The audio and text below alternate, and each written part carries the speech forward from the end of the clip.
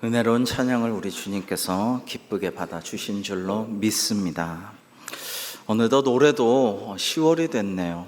깊어가는 이 가을에 모든 것을 주신 하나님께 감사하면서 오늘도 사랑하는 성도님들께 주님의 은혜와 하나님의 평화가 충만하시기를 주님의 이름으로 축복합니다. 오늘 본문 보시면 사도 바울이 에베소 교회와 작별하기 전에 마지막 전한 말씀인데요. 그런데 사도 바울은 먼저 이 32절 보시면 여러분을 주님과 그 은혜의 말씀에 부탁하노니 그 말씀이 여러분을 능히 든든히 세우사 거룩하게 하심을 입은 모든 자 가운데 기업이 있게 하시리라 라고 하셨습니다. 하나님의 말씀대로 순종하는 자에게 하나님께서 넉넉히 기업이 있게 하시고 모든 것들, 부족한 것들을 채워주시는 은혜가 있을 줄 믿고 그러한 은혜가 우리 모두에게도 함께하기를 주님의 이름으로 축복합니다. 사도 바울은 이제 하나님께서 우리를 이렇게 돌봐주시고 말씀에 순종하는 자들에게 기업과 공급을 베풀어 주실 것을 말씀하신 뒤에 자신이 친히 수고하여 모범을 보임으로써 남의 것을 탐내지 않았다라는 것을 말합니다. 바울은 천막 만드는 텐트 메이커로서 자기 자신이 자비량 선교를 하였고 또 주변의 사역자들도 도우면서 살아가는 삶을 몸소 살았죠. 여러분, 물론 누구나 다 그렇게 할 수 있는 것은 아닙니다. 그러나 또 선교사님들, 목사님들, 교회가 후원해야 마땅하겠지만 사도 바울은 이렇게 할 수 있었던 것을 대단히 자랑스럽게 여기면서 그 기쁨을 나누고 있습니다. 사도 바울은 에베소 장로님들과 작별하기 전에 마지막 말씀으로 이 말씀을 주고 계십니다. 35절의 하반부인데요. 주 예수께서 친히 말씀하신 바 주는 것이 받는 것보다 복이 있다 하심을 기억하여야 할지니라 라고 말입니다. 사실 여러분, 이 말씀은 마태, 마가, 누가, 요한 사복음서 어디에도 예수님이 이 말씀을 한 것은 기록되어 있지 않습니다. 그러나 사복음서가 예수님의 모든 말씀을 다 기록한 것은 아닙니다. 그래서 여러분, 예수님의 말씀을 다 기록하자면 온 세상도 감당치 못할 것이겠죠. 그래서요, 입에서 입으로 구두로 전해 내려오던 예수님의 말씀을 이 바울이 듣고 다시 에베소 교회에 전하는 것입니다. 그 내용이 중요한데요. 주는 것이 받는 것보다 복이 있음을 기억하라는 말씀입니다. 사도 바울은 주님의 이 말씀을 전하면서 에베소 교회 장로님들과 또 모든 성도들에게 받는 것보다 주는 것을 기뻐하는 삶을 살아라. 그게 더 복이 있다라고 권면하고 있는 것입니다. 받는 것도 물론 좋죠. 기쁘죠. 여러분, 그러나 가만 보니까요, 가끔 얻어먹는 것을 잊어버리는 경우가 있어요. 누군가가 여행도 보내줬는데 그것도 비용 대준 것도 잊어버린 일도 있어요. 해외여행 보내줬는데 그것도 잊어버린 사람이 있더라고요. 근데 대접하고 베풀고 섬긴 사람은 안 잊어버려요. 얻어먹은 사람은 잊어먹어도 사준 사람은 안 잊어먹어요. 비싼 돈으로 해외여행 보내줬는데 그걸 어떻게 잊어버리겠어요? 섬긴 사람은 안 잊어버려요. 더 기쁘고 더 복이 있고 더 보람 있고 평생 기억에 남는다라는 것입니다. 어떤 분이요, 어려서부터 뭔가를 모으기를 좋아했어요. 제가 사랑하고 존경하고 친한 분인데 가보면 항상 모으고 있어요. CD도 쫙 모으고 있고요. 옛날 LP 레코드반도 쫙 모으고 있고요. 책도 장서들을 모으고 있고요. 이제 또 만년필도 모으더라고요. 볼펜도 모으고.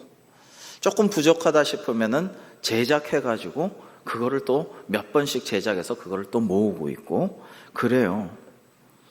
그런데 심지어 택배 온 택배 상자 그 종이 박스들도 모으더라고요. 그래서 창고에다가 이건 해외에서 DHL로 온 박스인데 하고 이건 누가 선물 보내준 건데 하면서 그거를 깨끗하게 다듬어 가지고 창고에 차곡차곡 쌓아놨어. 진열을 해놨어요. 근데 어느 날 사모님이 그걸 보더니 한마디 딱 했어요. 아이고, 당신 다람쥐야? 그렇게 이야기를 하니까 가만 생각해 보니까 내가 다람쥐인가? 이런 걸 모으고 있게. 그래서 다 이제 종이 버리는 데다가 버리셨대요. 여러분, 가만히 생각해 보니까요, 정말 다람쥐 같다라는 생각이 들고, 여러분, 겨울이 다가오면 겨울에 먹을 것을 위해서 다람쥐는 도토리를 모아 가지고 쌓아두고 숨겨놓고 그러고 흐뭇해합니다. 여러분, 그런 인생을 생각해 볼 수가 있어요. 자꾸만 뭘 모아두고 쌓아두는 다람쥐같이 쌓아놓는 인생이 있겠습니다. 그런데 다람쥐같이 모아두고 쌓아두고 숨겨놓고 흐뭇해하는 인생이 있는가 하면 애쓰고 노력해서 정립해 놓은 것들을 뺏어 먹고 사는 인생도 있어요. 남의 것을 빼앗아 먹고 사는 인생이 있다라는 것입니다. 여러분, 사실 우리 주변에 의외로 그런 인생이 많이 있어요. 사기꾼들도 우리 주변에 꽤나 있어요. 여러분, 조심하셔야 됩니다. 정말 자기는 노력 안 하고 아무 애를 안 쓰면서 남이 열심히 모아놓았던 것을 홀라당 뺏어가지고 자기가 먹는, 그래가지고 호의호식하는 그런 사람들이 꽤나 많이 주변에 있습니다. 여러분, 저번에 지리산에 반달곰을 방사할 때 처음으로 반달곰을 지리산에 놓아주면서 어떻게 사나 보려고 TV에서 추적을 했어요. 근데 보니까 반달곰이 지리산에서 뭘 먹고 사나 했더니 당장 뭘 잡아먹고 뭘 하겠습니까? 돌아다니다가 다람쥐가 애써 모아놓은 도토리를 찾아내갖고, 귀신같이 찾아내갖고 그걸 홀라당 다 까먹는 것을 봤어요. 여러분, 다람쥐 입장에서는 얼마나 애통하고 얄밉고 괴롭겠습니까? 그렇다고 반달곰하고 맞짱 뜰 수도 없고, 이 다람쥐 입장에서는 너무 안타깝고 화가 나는 일이고 얄미운 반달곰이죠. 근데 이렇게 얄밉고 뻔뻔한 사람도 있다. 그런 인생도 있다라는 것입니다. 옛날에 옆나라에서는 왜구들이요, 우리나라는 물론 당나라 때부터 중국에도요, 왜구들 때문에 엄청 골머리를 쌓았어요. 동남아도 마찬가지예요. 이 왜구들은 맨날 가서 뺏어오는 거예요. 모든 것을 뺏어오는 거예요. 유럽에는 바이킹이 있었죠. 여러분, 오늘날도 마찬가지예요. 이런 우리 주변에 사기꾼이나 그런 뻔뻔하고 얄미운 사람뿐만 아니라 큰 틀에서 이런 종류의 인간들이 존재한다라는 거예요. 예를 들어 푸틴을 보십시오. 우크라이나를 강제로 뺏어 먹으려고 지금 엉터리 국민 주민 투표를 하고, 군대 안 가겠다는 그 자국의 백성들을 막 억지로 그냥 끌어다가 군대로 보내고, 그런 일들을 하고 있어요. 가까이는 3대에 이어서 북한 주민들의 고혈을 착취하는 그 김일성 일가 김정은도 마찬가지죠. 그런 인간들이 존재한다라는 것입니다. 그런데 다행스럽게도 막 모아가지고 숨겨놓고 그 삶만 유지하는 사람이 있고, 그거를 또 뺏어먹는 사람이 있는가 하면 열심히 모아서 그것을 나누고 베풀며 섬기며 사는 그런 종류의 인간들도 있어요. 여러분, 그리스도인의 그 생활윤리라는 것은요, 이 막스 베버가 프로테스탄트 자본주의 사회와 그 윤리에 대해서 말할 때에 이런 이야기를 했었죠. 청교도라는 것은, 퓨리탄이라는 것은 우리 장로교회 하나님을 잘 믿는 이 필그림 파더스들이 미국에 가서 오늘날의 미국의 발전의 기초를 놓았는데요, 열심히 살고 근면성실하고 정직하게 노력해가지고 돈을 많이 버는 거예요.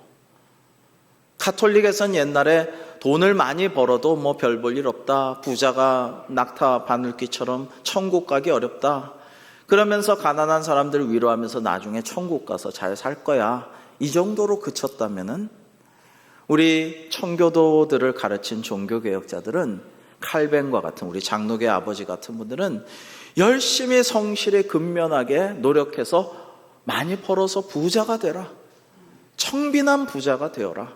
그래서 그 부유함을 하나님께 드리고 영광 돌려드리고 또 많은 이웃들을 돕고 구제하고 사회사업을 하면서 값 있게 써라라고 가르쳤어요. 참으로 귀한 가르침이라고 할 수가 있죠. 오늘날도 그런 분들이 있습니다. 열심히 벌어서 자신을 위해서는 아끼고 잘 쓰지 않지만은 하나님께 드리고 교회를 섬기고 이웃들을 돕고 어려운 분들을 위해 나눠주는 삶들이 있습니다. 하나님께서 기뻐하실 것입니다. 반면에 부유하지만 너무너무 아까워하는 이들이 있죠. 자기를 위해서는 잘 써요. 비싼 집과 차와 명품 옷을 걸치고 그리고 자녀들을 위해서는 아낌없이 펑펑 쓰지만 하나님의 교회에 바치고 헌금하는 것은 벌벌벌벌 떠는 그런 이들도 있고요. 그리고 심지어 낳아주고 길러주신 늘 기도해 주시는 부모님들께 드리는 것도 되게 아까워하는 부자들이 있고요. 이웃에게 나누고 베풀어 주는 것은 정말 아끼는 그런 사람도 있습니다. 그렇게 아껴서 야 저렇게 부자 됐나 보다 싶은 그런 사람들도 있어요. 내가 하나님께서 기뻐하실까요? 나중에 생명을 하루 저녁에라도 하나님이 취하시면 천국 가서 하나님 낯을 어떻게 보겠느냐고 하나님께서 말씀하시지 않았습니까? 정말 우리의 삶을 한 치 앞도 내다볼 수가 없는데 과연 무엇이 옳은 삶인가를 우리는 생각하고 묵상하고 살아가야겠죠. 반면에 정말 자기 쓸 것도 별로 없지만 넉넉하지 못하지만 여유가 없지만 누가 봐도 남들이 봐도 별로 여유가 없는 분이겠거니 싶은데 참 이웃을 위해서 섬기고 나누고 봉사하는 분들이 있어요. 어제도 그런 분을 소식을 저녁에 들었는데 참 마음이 훈훈해지고 감동이 되더라고요. 저분은 자신을 위해서 좀 챙기고 좀 받을 거 좀 받고 좀 지금 어려운 형편에서 좀 나아졌으면 싶은데 그마저도 더 어려운 사람을 위해서 나눠주고 쓰고 베풀고 섬기는 모습에 참 감동이 되었습니다. 전에 인턴이란 영화가 있었죠. 이 인턴이란 영화 보면 대배우 로버트 드니로가 70이 넘은데 젊은 여사장이 뽑아서 그 여사장을 잘 섬기는 인턴 사원으로 나옵니다. 창업한 지 얼마 안 돼 성공 신화를 이룬 똑똑하고 멋진 30세 젊은 여사장이 나이 지긋한 70세의 인턴 사원을 뽑습니다. 뭐 좀 안 맞는 게 있어도 티격태격하면서 그 경륜을 높이 사서 옆에 데리고 있는데요. 이 70세의 인턴 사원은 늘 깨끗하고 멋진 새 손수건을 갖고 다니는데 문제는 땀이 나도 닦질 않고 뭘 흘려도 닦질 않고 자기 옷에 뭐가 묻어도 손수건으로 닦지를 않아요. 쓰지를 않아요. 그래서 주변에 직장 동료들이 한번 물어봅니다. 아니 이 손수건 맨날 갖고 다니는데 뭐 하려고 이거 갖고 다니냐고, 왜 안 쓰냐고. 이럴 때 땀이나 닦지, 이럴 때 옷에 묻은 거나 닦지 왜 안 써요? 그러자 이 로버트 드니로가 멋지게 대답하죠. 이건 말이야, 어떤 사람이 눈물을 흘릴 때 그 눈물을 닦아주려고 내가 가지고 다니는 거라네 라고 대답을 합니다. 그리고 실제로 그 손수건은 옆에서 보기엔 대단히 잘 나가고 성공하는 것 같지만 여러 가지 일에 치이고 고민이 깊어져서 한없이 눈물 흘리는 그 여사장에게 그 손수건을 빌려주는데 쓰여지게 됩니다. 사랑하는 성도 여러분, 우리가 점점 더 풍요로워지고 예전보다 더 편리해지고 현대사회를 살아가면서 오히려 우리의 마음은 더 여유가 없어지고 더 쫓기고 더 각박해지고 인색해지고 있지는 않은지요. 우리가 누군가에게 빌려주기 위해 갖고 다니는 손수건도 좀 가지고 다니고, 우리가 돈도 시간도 무엇보다 우리의 마음도 좀 여유 있게 가지고 다니면 좋겠어요. 아니 내 쓸 돈도 없는데, 난 너무 바빠서 시간 낼 수가 없는데, 이렇게 생각하지만 그렇지 않습니다. 우리가 어려운 가운데도 내 작은 여유를 나눠줄 수 있을 때, 시간에 늘 쫓기는 것 같지만 그 시간을 내어 누군가를 위해 기도해 줄 수 있을 때 하나님께서 우리를 기뻐하시고 더 큰 은혜와 복을 내려주실 줄로 믿습니다. 여러분, 하나님께서 풍성하게 주신 물질로 사람을 더 살리고 더 선한 영향력을 발휘하고 더 도와주는 분들이 있다면 하나님이 그분을 또 얼마나 기뻐하시겠어요. 그래, 내가 이러려고 너에게 이 큰 물질을 주었단다. 내가 이러려고 너에게 시간과 여유와 그리고 삶에 누릴 수 있는 것들을 베풀어 주었단다. 하나님께서 흐뭇해 하실 것입니다. 얼마 전 지금도 치열하게 공방전을 벌이고 있잖아요. 우크라이나 수도 키이우에서는 여기저기 폭탄이 터지고 하늘에서 미사일이 떨어져 내려 오곤 했습니다. 어떤 사람이 가족과 함께 방공호에 꼭꼭 숨어 피신하고 있다가 도저히 안 되겠다 이러다가는 어느 순간 여기도 무너져서 우리 가족 몰사하겠다. 일단 이 수도 키이우를 탈출해야겠다라는 마음을 굳혔어요. 그런데 그냥 막 뛰어서 이 도시를 탈출할 수는 없고 여기저기 폭탄이 터지니까 차를 몰고 빨리 빠져나가야 되겠는데 차량이 없어요. 그런데 어느 날 이것저것 파괴되어서 망가진 그 도로 위에 빨간 차 하나가 서 있는 것을 보게 됩니다. 이거 정말 우리 가족 타고 가면 너무 좋겠는데 라는 마음으로 가만히 가서 차를 살펴봅니다. 운전석에서 이렇게 보니까 차창 안으로 키가 꽂혀 있는 게 보이고 기름도 다 들어있는 게 보여요. 가득 채워져 있어요.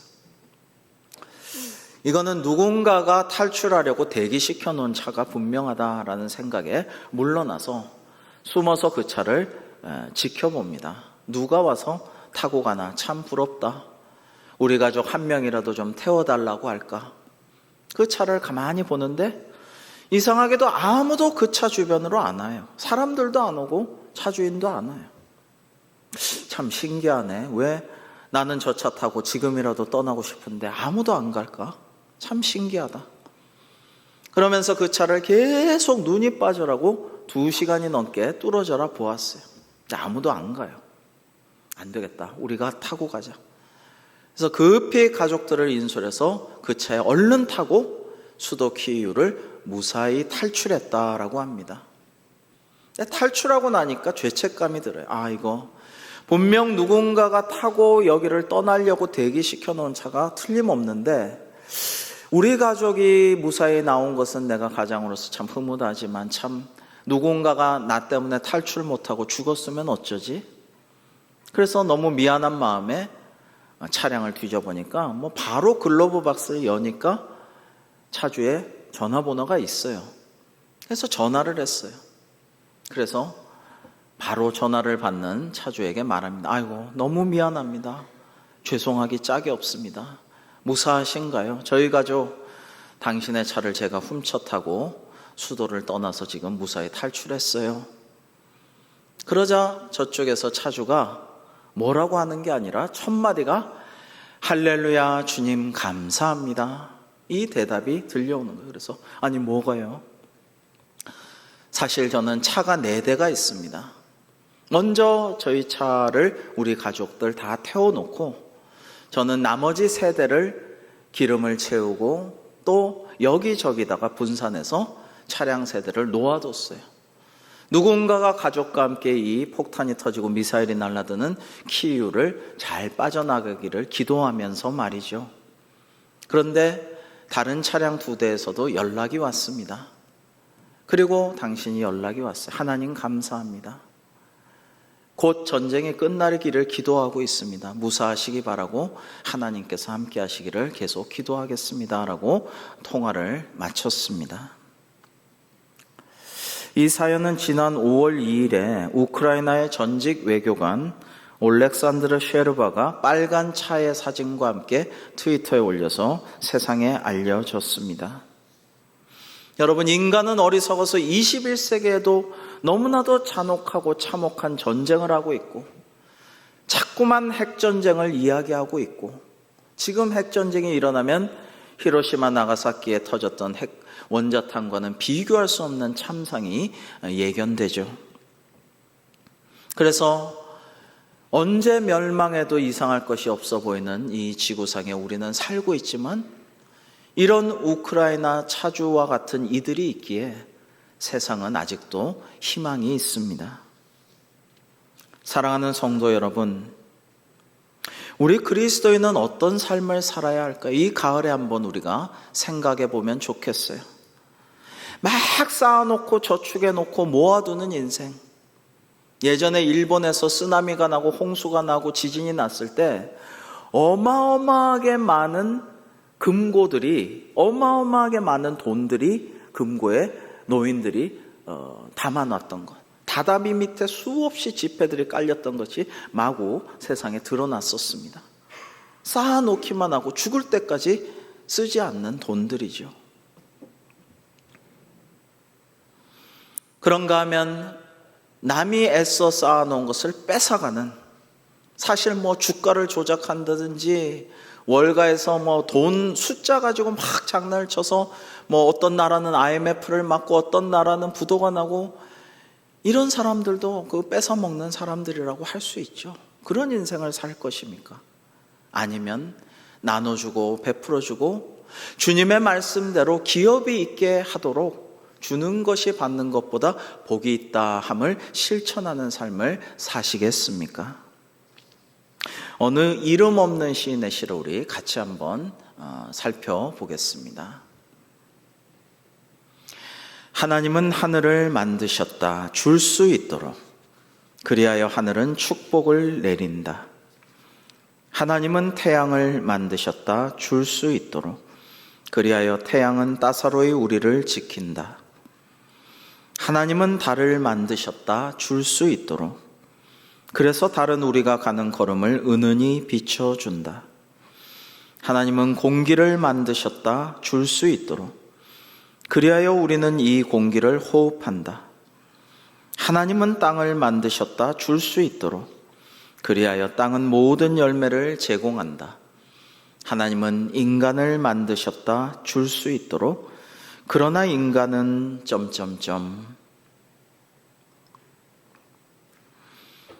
하나님의 형상으로 지음받은 인간이 하나님께, 자연에게, 우리 이웃에게, 서로에게 무엇을 주었단 말 없이 이 시는 안타깝게도 끝납니다. 여러분, 얼마 전에 데뷔 14주년 콘서트를 한 가수 아이유라는 이가 있는데요.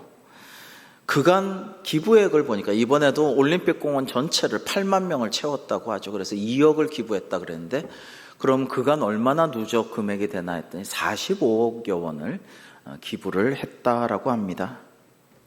특별한 일이 있거나 기념일마다 자신과 자기 팬, 자기를 사랑하고 오늘의 날을 있게 해준 팬의 이름으로 기부해 온 것의 누적액이 45억이라는 것이죠. 그런가 하면 해외나 국내 어떤 아이돌 가수나 유명인 연예인들의 팬들은 또 이렇게 하더라고요. 그 가수의 생일이나 기념일이나 중요한 일이 있을 때 팬들이 그 가수의 이름으로, 그 연예인의 이름으로 거액을 기부를 해요. 말하자면 그 가수의 이름으로 영광을 돌리는 것이죠. 여러분, 노블레스 오블리주라는 말이 있습니다. 높은 지위에 있는 사람에게 상응하는 높은 도덕적 의무란 말이죠. 현대 자본주의 사회에서는 많은 이들의 사랑을 먹고 사는 연예인들이나 또는 많은 이들을 통해서, 사회를 통해서 부를 축적한 대기업이나 이런 데서 노블리스 오블리주를 실천을 합니다. 그러나 사회적으로, 물질적으로만이 아니라 영적인 노블레스 오블리주도 있죠. 그것은 그리스도인의 이름을 가진 우리가 앞으로 천국 시민으로서 살 것이 확실히 약속되어 있는 우리가, 주님과 함께 하늘에서 영원히 왕노릇할 왕과 같은 우리가 사람들을 구원하고 전도하고 잃어버리고 교회를 떠나고 방황하는 이들을 찾아가서 그 마음 문에 녹화하고 그들을 다시 구원의 길로 인도할 때 그것이 영적인 노블레스 오블리주가 아니겠습니까? 옛날 미국 캔자스주의 작은 마을에 체프먼 씨 부부가 살았는데 아들 윌버가 자기에게 용돈을 준 아저씨에게 다음과 같은 편지를 보냈답니다. 아저씨 고마워요. 저희 마을에는 한센시병 환자들이 많아요. 나병 환자들이죠. 저는 아저씨가 준 3달러로 이 큰 돈으로 새끼 돼지를 사서 키우려고 해요. 이 돼지를 키워서 팔아서 한센시병 환자 가족들을 돕고 싶어요 라고 했다고 합니다. 소녀는 친구들과 함께 열심히 새끼 돼지를 키워서 다음 해 그 돼지를 팔아서 한센시병 환자들을 도왔다고 합니다. 근데 이 미담이 지역신문에 소개가 되면서 많은 사람들이 돼지 저금통을 만들어서 거기에 돈을 넣고 많은 소년들이 용돈을 아끼고 군것질할 것을 아껴서 그것을 통해서 주변의 어려운 환우들과 가난한 이들을 도왔다고 합니다. 이게 돼지 저금통의 시초라고 합니다. 사랑하는 성도 여러분, 주는 것이 받는 것보다 더 복이 있다라는 예수님의 말씀에 의하여서 하나님께서 원하시는 교회, 또 예수님께서 기뻐하시는 성도란 어떤 것일까를 생각합니다. 여러분, 은행에 대출 받기가 참 힘들다고 하죠. 누군가에게 돈 빌리기도 참 힘듭니다. 여러분, 그런데요, 하나님께 꾸어주는 것이 있다고 그래요. 성경에는 가난한 사람을 돕는다면 그건 하나님께 꾸어주는 것이라고 말씀하고 있습니다. 하나님께, 전능하신 하나님, 모든 것을 가지신 하나님께 마음의 빚을 지우는 것이 우리가 어렵고 가난한 이들을 돕는 일이라는 것입니다. 참 놀라운 일이에요. 신기하고 은혜가 되는 일입니다. 여러분, 우리가 올해도 그 어느 때 못지않게 어려움이 많았죠. 특히 전쟁이 일어나가지고 너무 힘겨운 상황에 지금도 우리는 처해 있습니다마는 상반기에도 그래도 저희가 적지 않은 금액을 여러분들을 위해서 섬기는 데 썼고, 또 하반기에도 추석 때 반찬이나 쓸 것들을 아껴서 절제와 나눔의 식탁 헌금을 960만 9천 원을 봉헌하였습니다. 이제 이 헌금으로 어려운 성도님들과 주변의 이웃들, 또 도움이 꼭 필요한 기관을 우리 관양동과 함께 잘 살펴서 작지만 정성이 가득한 사랑의 손길로서 전해주고자 합니다.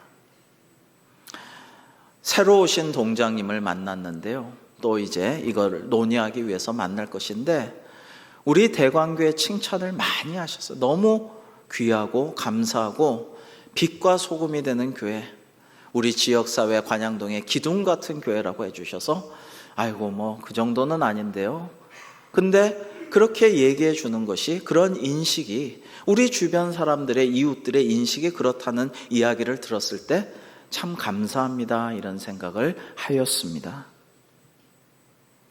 또 물질보다 더 중요한 것이 영혼 구원인데요, 우리 교회가 우리 주변에 있는 이웃들과 어려운 이들을 찾아가서 그들에게, 어려운 이웃들에게 우리가 모은 헌금도 전달하지만 영혼 구원을 하기 위해서 수요일마다 전도하고, 또 똑똑한 친구들, 똑똑한 형제들을 통해서 교회를 떠나고 방황하고 믿음을 잃고, 그러고 때로는 가나안 성도임내 말은 하지만 사실상 믿음을 점점 잃어버리고 있는 그런 안 나가는 성도들, 우리가 다시 구원의 길로, 생명의 길로 인도하고 사랑과 우리의 마음을 전해줄 때 하나님께서 그 무엇보다도 기뻐하실 줄로 믿습니다.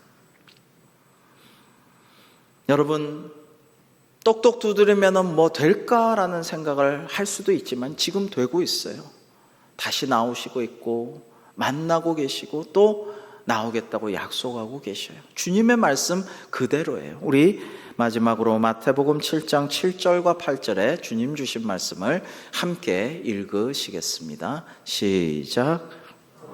그리하면 너희에게 주실 것이요, 찾으라 하면 찾아낼 것이요, 문을 두드리라. 그리하면 너희에게 열릴 것이니 구하는 이마다 받을 것이요 찾는 이는 찾아낼 것이요 두드리는 이에게는 열릴 것이니라. 아멘. 사랑하는 성도 여러분, 주는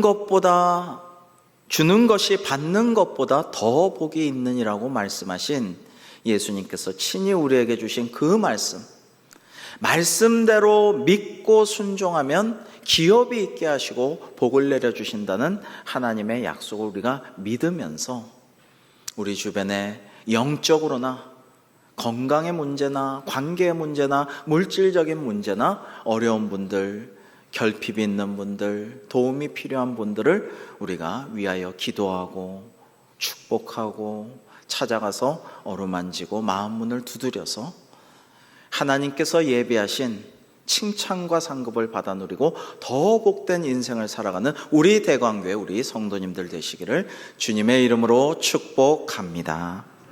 기도하시겠습니다. 하나님 아버지, 저희 대광교회가 오늘 주는 것이 받는 것보다 복이 있다는 말씀을 그대로 믿고 그 말씀대로 실천하는 교회 되게 하여 주셔서 사랑의 나눔을 통해 하나님께서 늘 계시는 저희 대광교회 되게 하여 주시옵소서. 예수님의 이름으로 기도하옵나이다. 아멘.